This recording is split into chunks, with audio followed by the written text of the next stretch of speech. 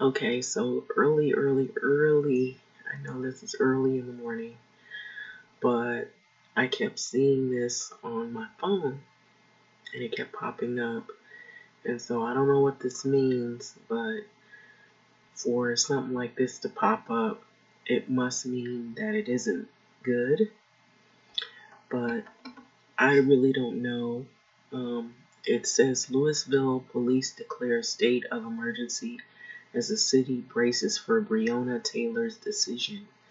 Now, for those of you, and I think most people by now should have known that there was a report of details while Louisville police decided to forcibly search Breonna Taylor's home. So there's been a long outcry for this woman who is a medical um, technician who was killed in her home by the Louisville, Kentucky Police Department officers. There were three involved um, on a no-knock warrant. And so several articles had went out about this woman, and um, she's represented by Ben Crump. The family just received a payout of $12 million, and there had also been billboards that were put up by a well-known, famous Oprah Winfrey on an outcry for the arrest of, or at least these people who killed this woman, to be brought to justice. And so right now, I'm not going to read those articles because many of those are out there, but this is the most pivotal article that I've seen pop up, and it says police in the Louisville, Kentucky are operating under a state of emergency rules as the city awaits a grand jury's decision. So the decision has not come yet, but it is about to. And so the case is of Breonna Taylor, an emergency medical technician who died in the police raid at her apartment this year. So Louisville, Kentucky Metropolitan Police Chief Robert J. Schroeder told officers that the guidelines would be effective immediately. And so just by hearing that doesn't really sound great. So according to an internal memo obtained by NBC News, in anticipation of Attorney General Daniel Cameron's announcement in the Breonna Taylor case, I am declaring a state of emergency for the Louisville Metro Police Department, which is abbreviated LMPD. This was stated in a memo. So the declaration was issued with an additional order that put a moratorium on officers' vacation requests, canceling any time off requests that have not already been approved. So that should tell you a little bit of what could possibly go down. So officers will also work 12-hour shifts as part of the department's emergency response plan, according to the memo. So it is unclear when the grand jury began deliberations, so if they have begun at all. The sources previously said Cameron had been preparing to present evidence as early as last week, and so Cameron is expected to make a public announcement of his office's findings, along with a decision over whether to indict the three officers who fired into Breonna Taylor's apartment during the raid in March. So Breonna Taylor's family attorney, we would not be here today without protesters. And so Taylor was in her home with her boyfriend, Kenneth Walker, when Louisville officers raided the apartment after midnight on March the 13th. They were executing a warrant to search for drugs or cash from drug trafficking as part of an investigation involving her ex-boyfriend, Jamarcus Glover, I believe his name is. So, a convicted drug dealer. So, Glover had been using Taylor's address to receive packages, according to the authority. No drugs or money were recovered during the raid, according to the search warrant inventory document obtained by NBC News. So excuse me for talking low because it is early in the morning, so I don't want to sound too loud, but I believe the sound is pretty good. So Taylor, who had no criminal record, she previously worked as an EMT, which is an emergency medical technician. So officers have said they were fired upon as they entered her home. So the story continues. The Taylor's family has said Walker believed the home was being broken into. So he fired shots, his legally owned gun, to defend himself. So Sergeant Brett Hankinson, who, according to his termination letter, shot 10 rounds blindly into Taylor's apartment. He was fired in June, okay? So he's no longer with the police department. The letter posted to the Louisville Metropolitan Police Department Twitter account said that he displayed an extreme indifference to the value of life. So that doesn't sound good either. It doesn't sound like he really wasn't sorry for what he did. So a lawyer representing Hankinson called the dismissal a cowardly political act. So the officer Miles Cosgrove and Sergeant Jonathan Mattingly have been placed on administrative leave, so they didn't get fired, along with the detective who requested the warrant. Okay, so they are just on leave. They're not terminated from their positions. And so I know that doesn't sit well with the general public in Louisville, Kentucky either. So Taylor's death galvanized many across the country to protest racial injustice, particularly following the death of George Floyd. So he was a black man who died during an arrest in Minneapolis in May. So her image has been shared across social media as thousands of people, including NBA star LeBron James and Oprah Winfrey, like I said earlier, have called for the officers to be charged in this woman's death. And it was a wrongful death, is what they've been saying. Actresses Uzo Aduba and Regina King honored Taylor during Sunday night's Emmy Awards by wearing shirts with Taylor's name or face as they accepted their awards. So this is a really emotionally high-charged, high-profile case, and it also represents the face of Black America as well, how they've been treated under the law in that sense. So authorities in Louisville, Kentucky are seemingly preparing for a renewed protest if officers are not charged. Okay, so some federal office buildings in downtown Louisville were closed to the public this week. And just by hearing that, it's not feeling good to me.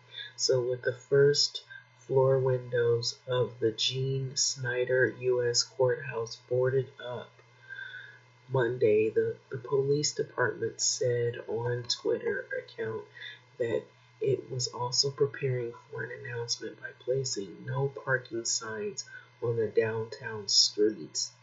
And so by hearing all of that, if it was going to be a good outcome, I'm just assuming, and I could be wrong, let's hope I am, that by hearing all of this preparation, the outcome probably doesn't sound like it's going to be a positive one.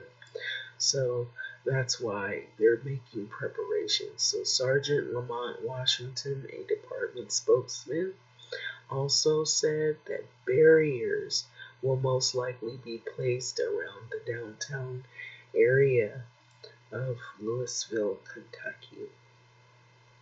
So Aaron Jordan, founder of Black Complex Louisville, told NBC affiliate Wave that the subliminal moves felt like an indication of what people can expect the grand jury decision to be.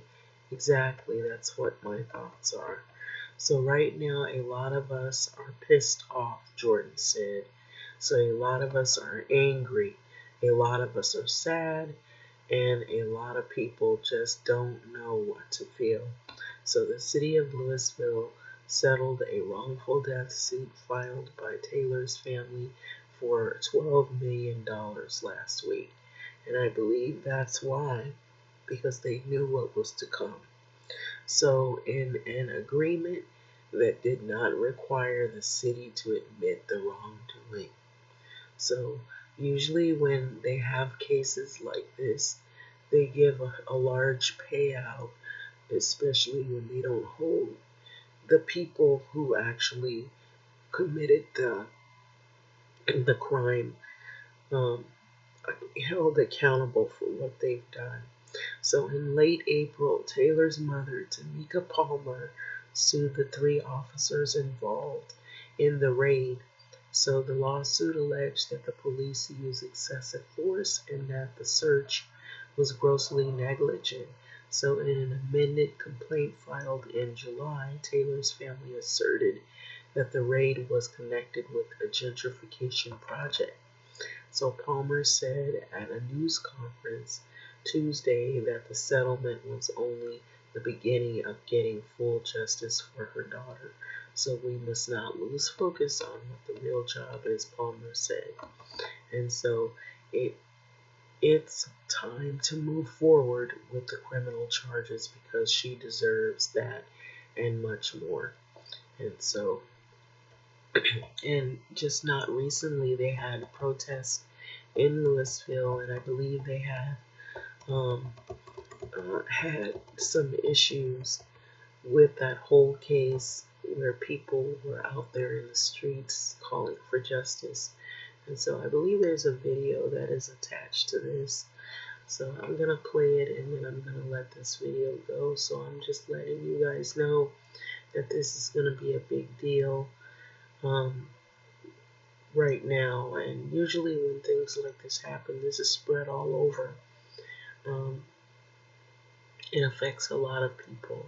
So without further ado, let's see. I don't know if it comes with a commercial or not. It may. So.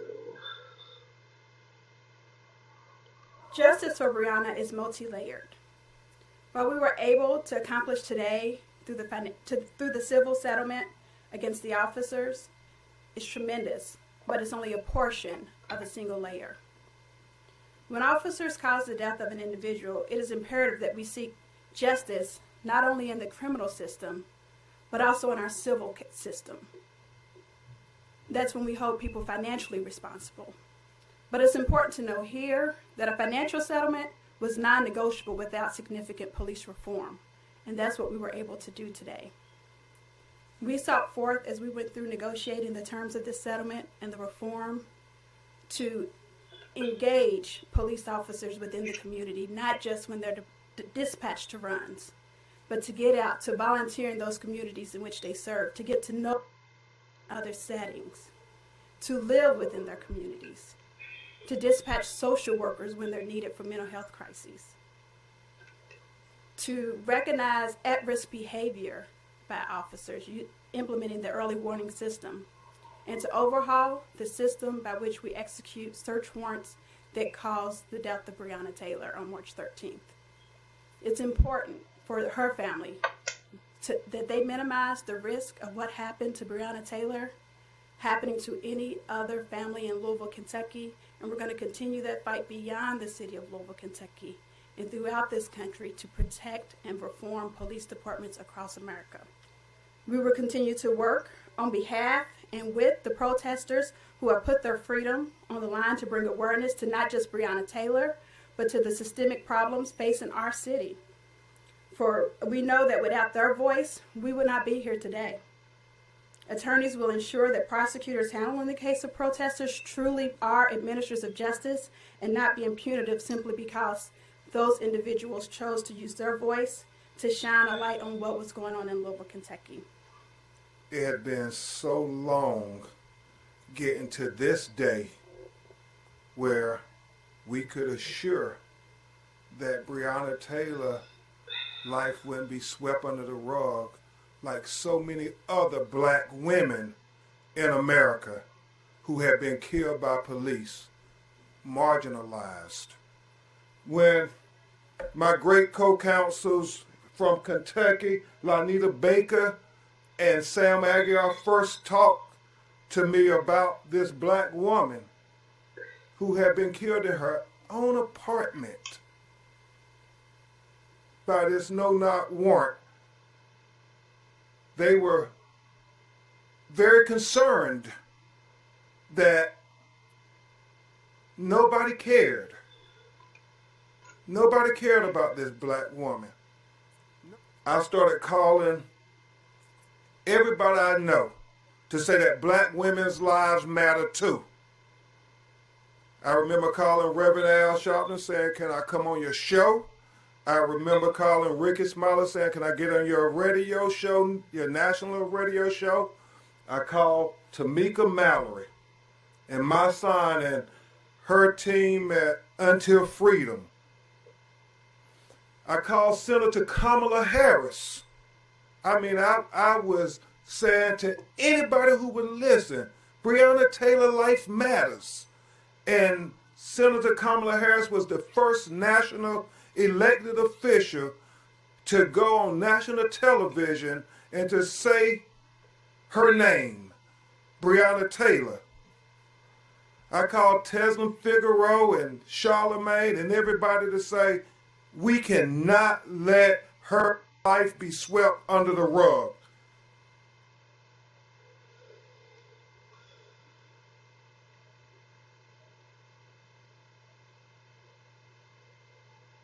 What's the one word about race that we're not allowed to use? Thanks for listening. I'll give you a hint.